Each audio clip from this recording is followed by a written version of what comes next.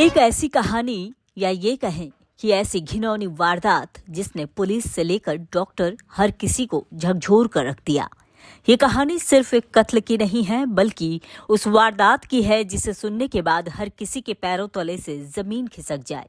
एक MBA छात्रा की नृशंस हत्या, और सिर्फ हत्या ही नहीं, हत्या के बाद उसके शव से दुर्व्यवहार। हम बात कर रहे हैं द्वारकापुरी थाना क्षेत्र की, जहां एक MBA छात्रा की निर्मम हत्या ने सभी को झकझोर कर रख दिया। MBA छात्रा की हत्या करने वाले पीयूष धामनोतिया ने हैवानियत की सारी हदें पार कर दी। पहले मौत को तांडव रचा और फिर तंत्र मंत्र के जरिए उसकी आत्मा को बुलाने की कोशिश की। तो लवर थी ना, फिर क्यों मारा? कुछ नहीं हुआ, छोड़ो, जो हो गया यार। अरे कैसी बातें कर रहे हो? आपने मारा एक लड़की को, आपकी प्रेमिका थी वो, उसको छोड़ दो ना, क्या करोगे जान के। आरोपी के चेहरे पर ना तो कोई शर्म है, ना कोई शिकन और ना ही कोई पछतावा, जिसका नाम है पीयूष धामनोतिया।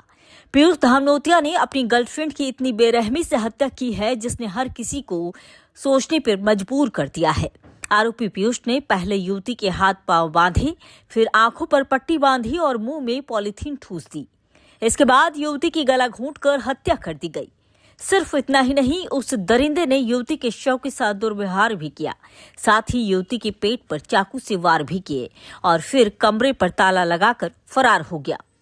द्वारकापुरी थाना क्षेत्र में 24 साल की युवती का मर्डर हुआ था। उसमें जो प्राइम सस्पेक्ट था पीयूष धामनोतिया, उनको अभी मुंबई से पुलिस अभिरक्षा में लिया गया और अभी उनको जो टीम है बॉम्बे से या इंदौर ला रही है। प्राथमिक पूछताछ में ये बताया गया कि बेसिकली ये लोग 1 साल से रिलेशनशिप में थे, पिछले सितंबर से रिलेशनशिप में थे और जो इनका शादी को लेकर कुछ डिस्प्यूट चल रहा था। लड़के के परिवार वाले शादी को तैयार नहीं थे क्योंकि समृद्ध परिवार से थे और लड़की वाले उतने फाइनेंशियली वेल ऑफ नहीं थे, तो उसको लेकर लड़की और लड़के का विवाद चल रहा था। 10 तारीख को करीब 3:30 बजे ये लोग सॉर्ट आउट करने अपने घर गए थे और वहीं पर इनकी आपस में नोकझोंक हुई और लड़की शादी के लिए इंसिस्ट कर रही थी और लड़के ने शादी से मना कर दिया था। तो उसके बाद उसने गुस्से में फ्रस्ट्रेट होकर लड़की का गला घोट दिया था, गला घोट के हत्या कर दी थी और उसके बाद वो पैनिक हो गया, तो उसने अपने घर पे ताला लगा के वो यहाँ से भाग गया था। इंदौर की रहने वाली छात्रा और आरोपी दोनों MBA कर रहे थे।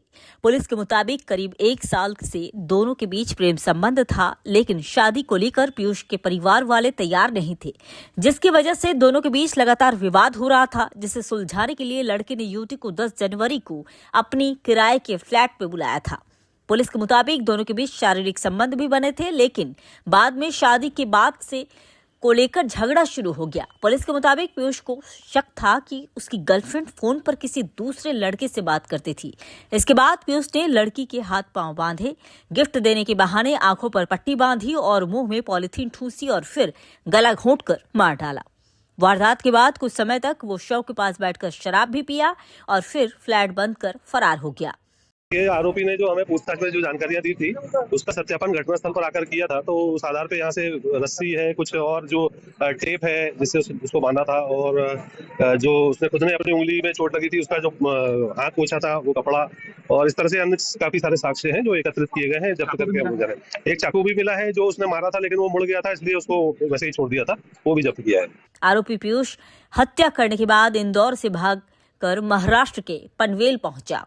वहां उसने एक होटल में रात गुजारी। जांच में यह भी सामने आया कि उसने होटल के कमरे में तांत्रिक क्रिया कर युवती की आत्मा को बुलाने का प्रयास किया था। इसके बाद वो मुंबई पहुंचा और पूरी रात लोकल ट्रेनों में सफर करता रहा।